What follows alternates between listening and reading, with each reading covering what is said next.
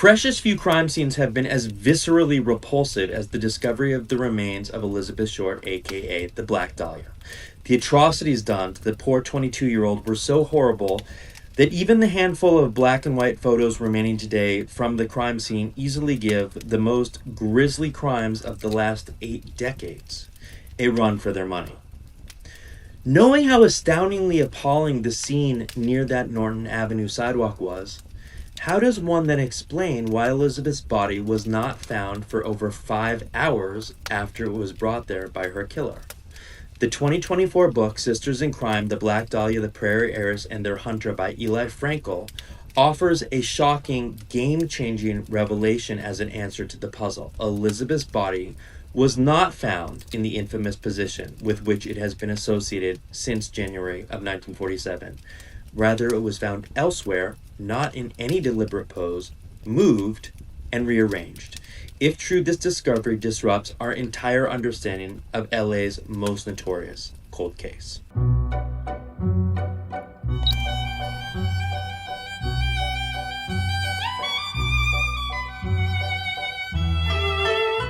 Black Dahlia sleuths can attest that Elizabeth Short's mutilated, exsanguinated, and bisected remains were discovered on the morning of January 15, 1947 at about 10:50 a.m.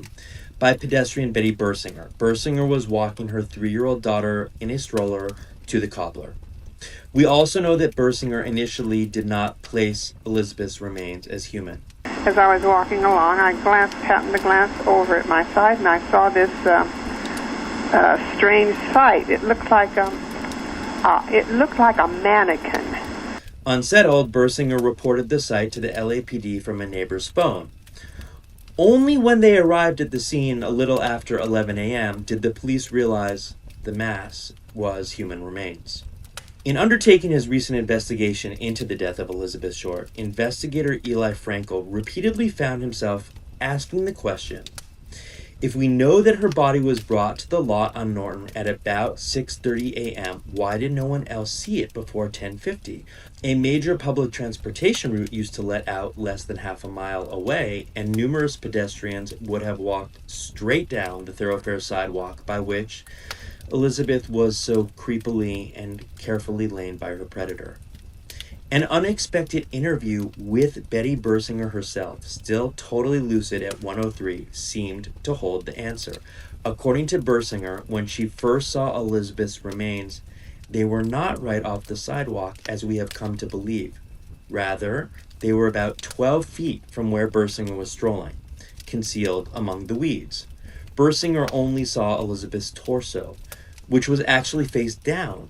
Upon arrival, the police discovered Elizabeth's severed lower body laying underneath the torso. Officers Frank Perkins and Wayne Fitzgerald arrived at the 3800 block of Norton at 11:09 a.m., responding to an 11:07 dispatch. At 11:18, they were followed by a procession of more officers, sergeants from homicide, lieutenants, scientific investigators, crime lab technicians, and photographers. From Bersinger, we know now that during that 9-minute gap, officers Perkins and Fitzgerald fished Elizabeth's remains out of the vacant lot, brought them next to the sidewalk, and placed her in that now notorious Black Dahlia pose. Because rigor mortis had not set in when Elizabeth was discovered, the likelihood that her arms, still fully immobile, were already in the infamous akimbo pose over her head, as Elizabeth has been immortalized as having, is exceptionally low. Even if they were, she was facing down, not up, as we had believed for all the world to recoil. Frankel, truly shocked at learning this piece of information, asked Betty Bersinger why she had not come forward with it sooner, to which she replied, "Nobody ever asked." It is difficult to overstate the gravity of Frankel's discovery or its implications for the unsolved case.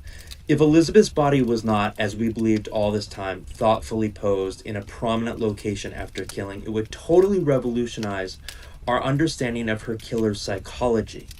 Here was not some egomaniacal lunatic who took perverse pleasure in showboating the revolting trophy of his sick laborers.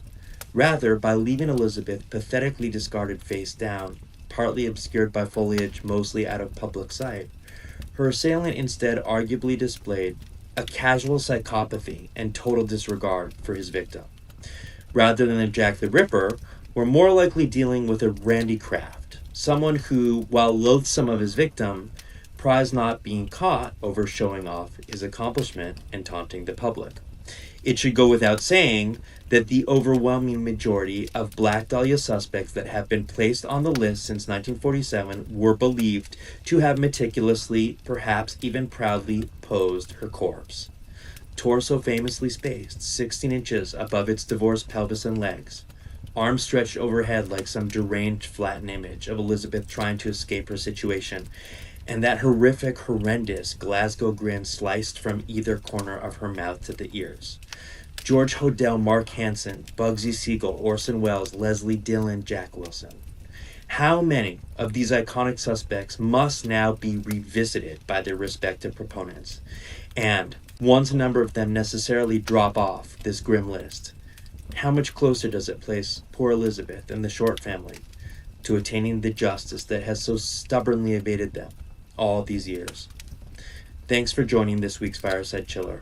If you found the chiller chilling and want to see more on all things LA and macabre, by all means subscribe to our channel. Follow us on IG, Facebook, and TikTok for great gruesome content, and be sure to sign up for your free LA crime subscription at www.graveland.rip. Stay tuned in the next few months for our multi-part presentation on the reinvestigation into Natalie Wood's death. Next time you're in LA, don't forget to book your space on our Graveland Tours funeral limo service, Hollywood Horror Story, The Black Dahlia. And above all, remember, you only die once.